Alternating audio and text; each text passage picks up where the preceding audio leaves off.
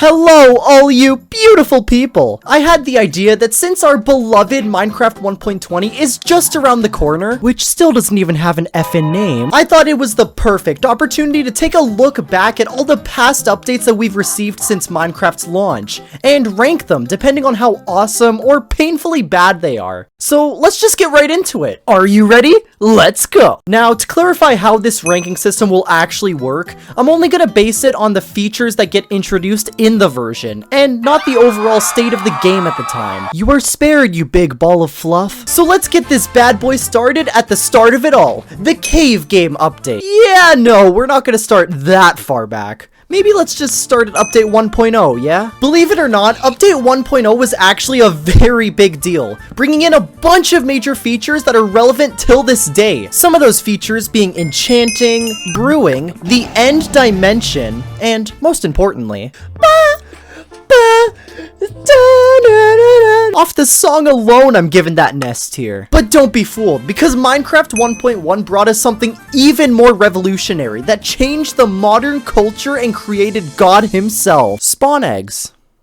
Yeah, I think we're gonna move that to F tier. Update 1.2 is a big one. Well, at least the trees are, as the update brought us the jungle biomes, which is less important than the awesome green color that we got in the grass, and also brought us the big buff iron golems, which would get slaughtered numerous times for speedrunners' selfish desires. Respectable C tier. Onto update 1.3, this introduced the 2 temple structures, which to be honest are kinda mid, and brought us a brand new shiny green rock, which was added to make trading with these Squidwards possible. But if you played back then, you know that the trade sucked really bad. So I'll give it a B tier. Update 1.4, or called the Pretty Scary Update, brought us some new mobs, most notably the Wither boss, to give us a beam and beacon. And it also gave us command blocks, which would innovate the game in more ways than even thought possible. But I'm not the best with redstone, so I didn't use it very much. I've tried inputting this fucking command for like 8 minutes now, why won't it goddamn work? So with that, I'll give it a solid A tier. For update 1.5, we got many new redstone components to take your redstone to the next level. Alrighty, my contraption's looking complete. Let's complete it with the... Redstone's so fucking stupid! I'm just gonna slide that into D tier. Update 1.6 brought us a brand new way to transport yourself around your world. That being horses.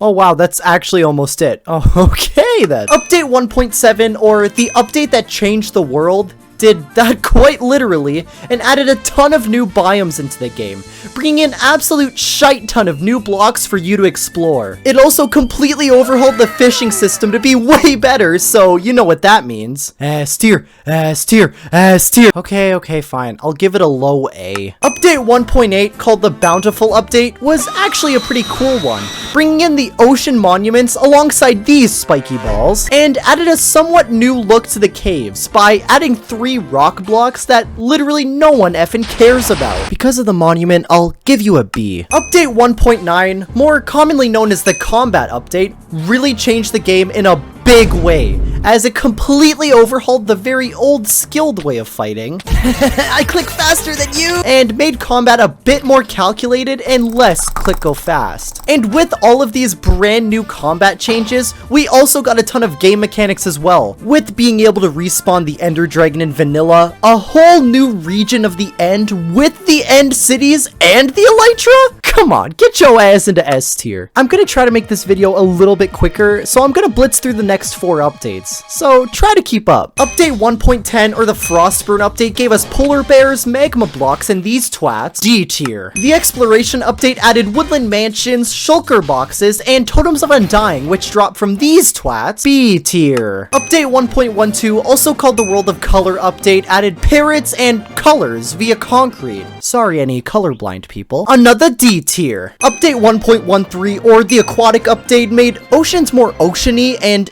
oh my god, how many shit mobs are there? I'll give it an A tier. Whew.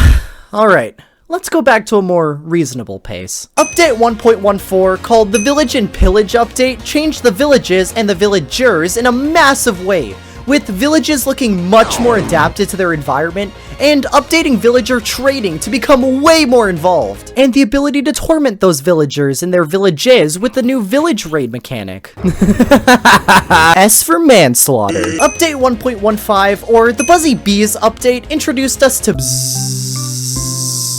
I'll give it a C for cute tier. Update 1.16, or more commonly known as the Nether update, really doesn't need an introduction, to be honest. With a complete overhaul to the previous boring Nether biome, the Nether update added what felt like a whole new world to the game, and made the game feel super fresh and new with all of its brand new blocks and ways to change how you play. All of this combined with getting netherite, I mean, come on, this isn't a surprise. But do remember, the Nether is the Nether. All you guys are just a bunch of goddamn gold diggers! Please, leave me alone! Update 1.17 is probably the most controversial update on the list, being the result of the Caves and Cliffs split, and it doesn't make it much better that 1.17 was the Caves and Cliffs update without the Caves and Cliffs. But there's a cute little fish. Yeah, I'll give it a B tier. Update 1.18 is just the cooler older brother of the Caves and Cliffs, making the whole game look completely different by adding an entire new layer to the underground and making the caves just so much bigger and more immersive. But it's not just the caves. If you go up to the surface as well, there's much more depth that's been added, making the terrain just that much cooler. Alright, let's go check out those mushrooms over there.